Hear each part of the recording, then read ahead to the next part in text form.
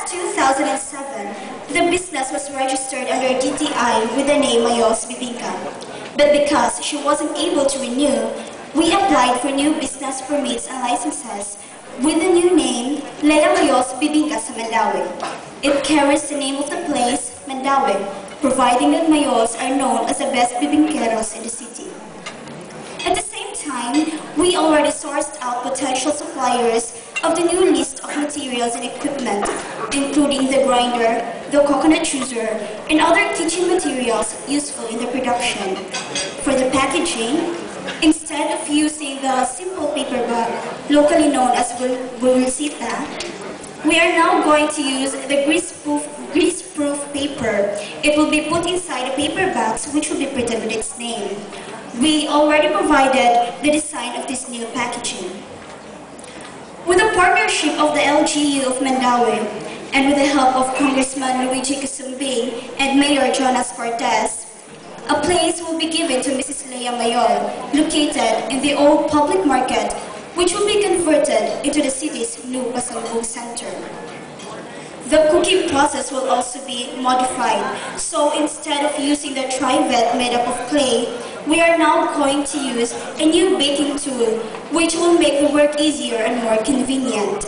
We also provided a layout of this new baking tool. We also conducted basic financial literacy and customer service training to Mrs. Lea Mayol in order to educate her the proper way of financial management and customer service. The following are the developments that we proposed.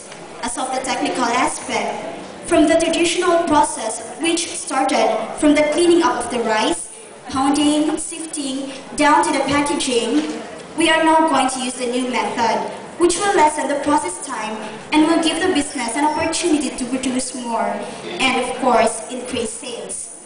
This will be possible with the help of the new list of materials and equipment. The next slides will show to you the technical comparison between the traditional and the new method. Well, actually, the entrepreneur is still hesitant in coping up with this proposed change. But when analyzed, in less than a year, the cost of using the traditional process will be the same with the cost in using this machine. For the marketing aspect, at present, the business is dependent on its middleman who is selling the bibingka every Sundays and Wednesdays. But with the proposed intervention, the market will be widened with more middlemen and direct consumers.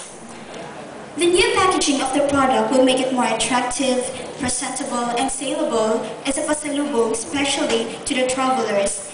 Aside from that, it will help avoid imitation among competitors, which is considered as one of the threats of the business.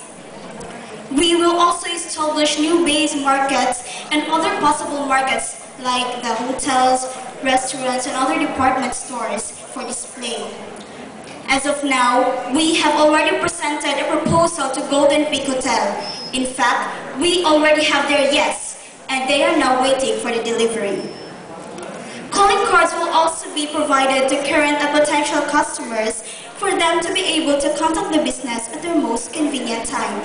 So, what are the competitive advantages of the product? First, the product itself having this unique quality and remarkable taste. It comes up with 3 different delicious varieties. First, the bibingka with buko, then the bibingka special, and the bibingka kabog. Second, the name which is already established in the industry of bibingka making. And third, the process which has a high attribute when it comes to the quality of the final product. Flashing your screen right now will be the allocation and how the 100,000 peso grant would be utilized. The highest percentage would go to the improvement of the stall of Lea Mayol's Bibingka. The second highest portion will be for the improvement of the commissary or the production site. The first 50,000 peso tranche would also be allocated as follows: 28% for the commissary improvements, 20% for the machinery acquisitions, 19% for the dirty kitchen improvements, and so on.